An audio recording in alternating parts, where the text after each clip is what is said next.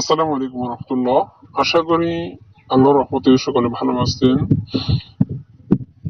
তো আমাকে অনেকে প্রশ্ন করেন যে আমি পিডিএফ কিভাবে কিনবো।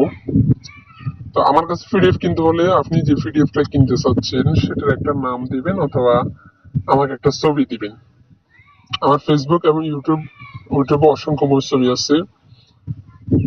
আপনারা দেখতে পাচ্ছেন এই ভাই, আমি পিডিএফ দিয়ে নাম্বারটা গোপন করার জন্য পিডিএফ লিখে সেভ করেছি। এটা দেখতে পাচ্ছেন এই ভাই আমাকে দুটো ছবি দিচ্ছে, শয়তানের বাইবেল এবং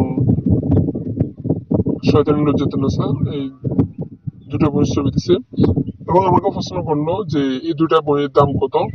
আপনারা দেখতে পাচ্ছেন আমি তাকে দাম বললাম 710 টাকা। তারপরে এবং আমি পরে পৃথক পৃথক ভাবে দামটা বলে দিচ্ছি তাকে, এবং সে বলাতে কত টাকা সে একটু রিকোয়েস্ট করলো আরো কম রাখার জন্য। তখন আমি তাকে বললাম 510 টাকা। এই দুটা বই 510 টাকা, শয়তানের বাইবেল এবং শয়তানের লজ্জাতুন্নেসা।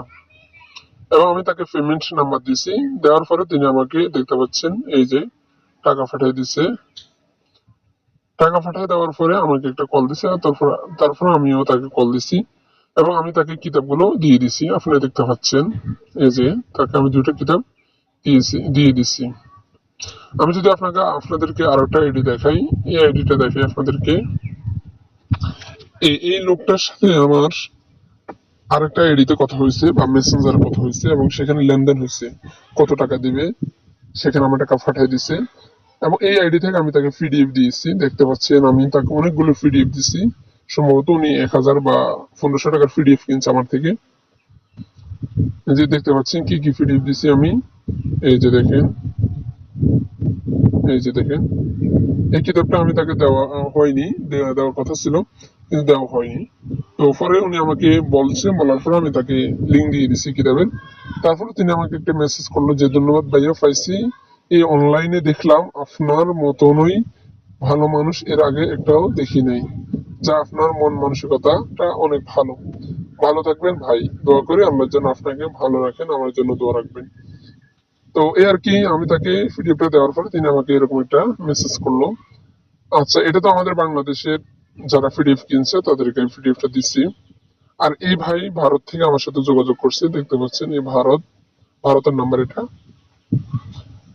দেখতে পাচ্ছেন উনি আমাকে এই স্ক্রিনশটটা দিচ্ছে, সুতি লজ্জাতুন্নেসা, এবং আমাকে দাম জিজ্ঞাসা করলো। তখন আমি তাকে বললাম 199 রুপি, এবং তাকে আমি স্ক্যানার দিচ্ছি টাকা পাঠানোর জন্য। তারপরে তিনি আমাকে 199 রুপি, দেখতে পাচ্ছেন এই যে 199 রুপি পাঠিয়ে দিচ্ছে। পাঠিয়ে দেওয়ার পরে আমি তাকে পিডিএফটা দিয়ে দিচ্ছি।